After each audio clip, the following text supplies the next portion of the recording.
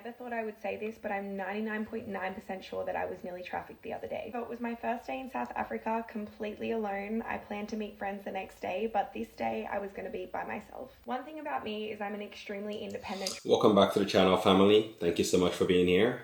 Today's video is a pretty long one. It's about 6 minutes long, and I'm going to be interjecting from time to time because it's a very intriguing story, but I'm going to be linking this lady's video in the description below, so feel free to go check out the video by yourself.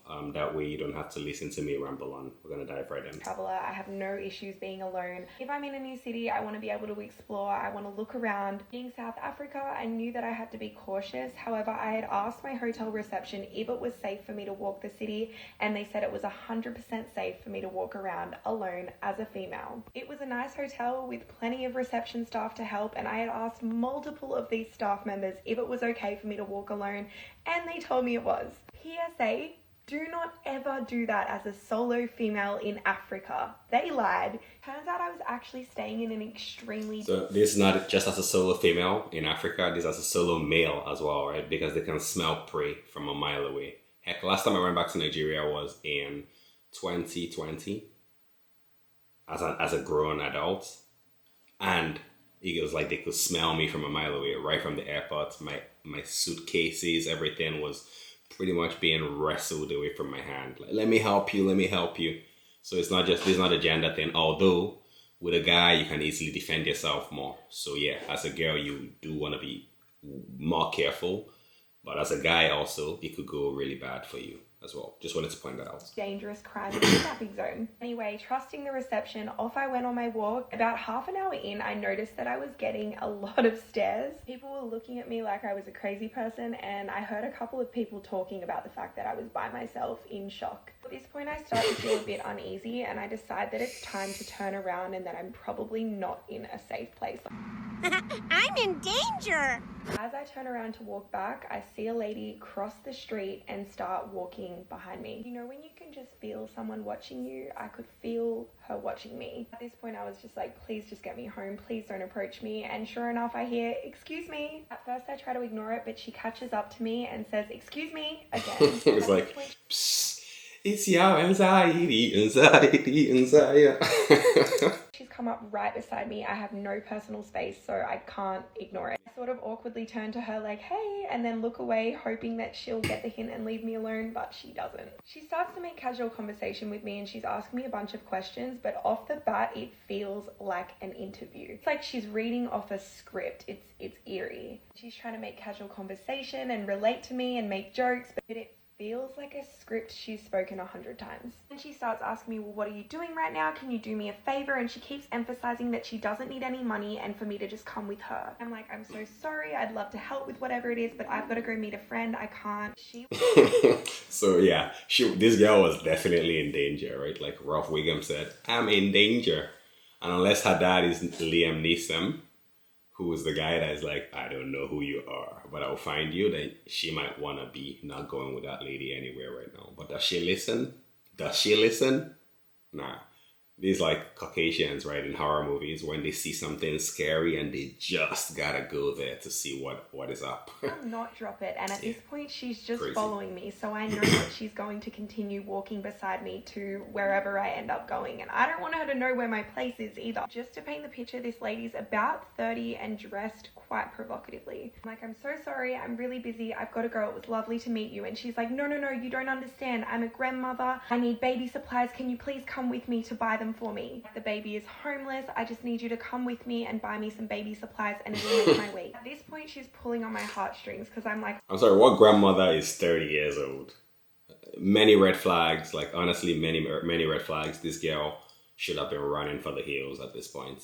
But she still keeps going. Oh my god, what if this lady's baby is really homeless and I'm just not gonna help her? All of these thoughts start running through my mind, so I ask her where is the shop that she wants me to buy the baby supplies, and she says it's just up here in this building, which conveniently is right where she found me walking. This building is like one of those old school plazas that's like small, one level with a little food court and a couple of dollar stores. At this point we're standing outside of the building and I'm like, okay, so where's the baby supply store? And she's like, you can't can't see it from here, you can't see it from the front, trust me, just follow me, follow me. But this is a tiny building and I can see all of the shops. So again, I ask her, well, where is it? Why can't I see it? And she points to the rooftop and she says, it's up there at the back, just follow me. At this point, I have the worst gut feeling and I look around and realize that there are so many people staring at me and this woman. Literally everyone is like stopped in their tracks and watching what's going on. And I just feel like I'm the only person who doesn't know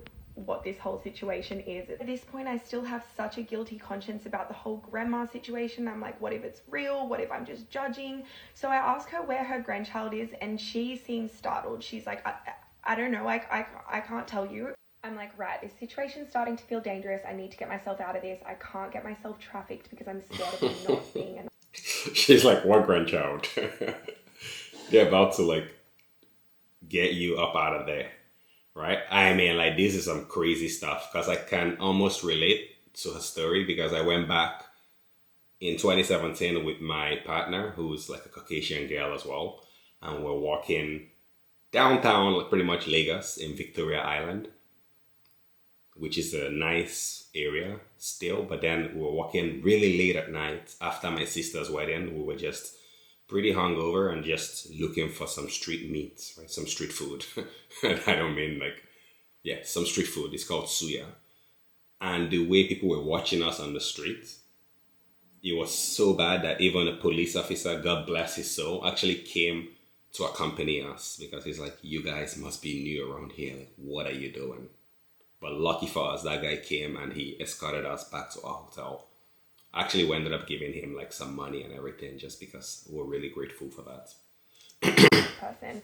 So I say to her, I'm so sorry, but I need to go and activate my card. I don't have any money, but I'll come back and help you. My actual plan was to go and assess the situation and make sure that I wasn't going to get trapped. As soon as I say that, she's like, no, it's got to be now. And I'm like, but I don't have any cash on me. And she's like, but just come with me. Like, it's got to be now. And I'm like, but I have to activate my card. I'm so sorry. I ask her where I can find her and she says, I don't know. And I say, well, where could you possibly be? Like, where might you be? I will come looking for you. And if you're around, I will give you the money. And she's like, I don't know. I can't tell you anything. I have no idea. I'm like, you have absolutely no idea of any location that you could possibly be. And she's like, no, I can't tell you anything. So I look at her and I say, I'm so sorry, but I actually can't help you then. I'm really sorry. And the thing is, I keep repeating, I'm so sorry. After I'd repeated this about 3 times, I looked into her eyes, and when I tell you, I saw the guilt wash over her face like this. Yeah, it sounds like she might be Canadian. Eh? Oh, Canada. There was something going on behind those eyes where she just knew that she wasn't doing the right thing, and it's like she felt bad that she had picked me. She leaves me alone. She lets me walk away. And then the next morning, I decide to go for another walk, but this time stay very close to my hotel. I'm walking out of the street and a beautiful black lady comes out of her house and says, excuse me. I turn to her with a big smile and I say, so do you guys think that she actually felt bad, or did she just feel disappointed that she wasn't able to get her prey into the lion's den? And this girl was so lucky. I'm happy for you, sister. You must have had your guardian angel watching you, because at that point, she's so lucky that they just didn't take her by force, right? If she was already so close to where they were, they could have just taken her in by force. This is some crazy stuff, yo. I really want to hear from you guys down in the comments below. Do you have any crazy stories like this that you want to share with us? Good morning, how are you? She has the most serious look of concern over her face. She doesn't even answer the question. She just says to me, please, whatever you do not walk down that way, and points in the direction of exactly where I was the day prior with the baby supplies lady. I say, oh, why? Is it not safe? She tells me there are a lot of people who want people with certain genetics who wait down there for people like you, and they will trick you, they will approach you, and you are not safe. Do not go down there alone. I try to keep it lighthearted and give a little bit of a laugh and say, oh, like human trafficking? She's like, yes, this is not a joke. I'm so serious. Do not do it. I immediately went back to my hotel and voice noted my mum and said, Uncomfortable. I kind of joked about maybe being nearly trafficked yesterday. I think I was right. Ladies, please be so careful wherever you are and never believe a man's opinion on whether or not it's safe to walk the streets alone.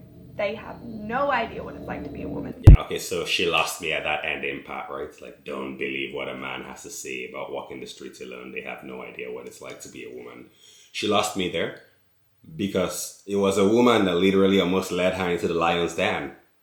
Granted, it was probably a group of men that made that woman do it, but that woman still did it against her own gender. So she could have not done it, but she still did it. So this is not a gender thing. This is just people don't go to strange places and then think that you can just walk around however you want in a strange place that you've not maybe been in before, right? Like that's just, this should just be like common knowledge, but we have to still say it because some people, they're already explorer out here. So we still have to say it. But yeah, don't go to a place like, for example, Nigeria as like a beautiful, blonde, blue-eyed girl, full hair, and then walk by yourself, right? You're going to get eaten up. And that's just how it is. It's common knowledge. Anyways, I really enjoyed this one. I wanted to share it with you guys here on The Vibes. Be sure to smash that like, smash that subscribe. And until next time, peace.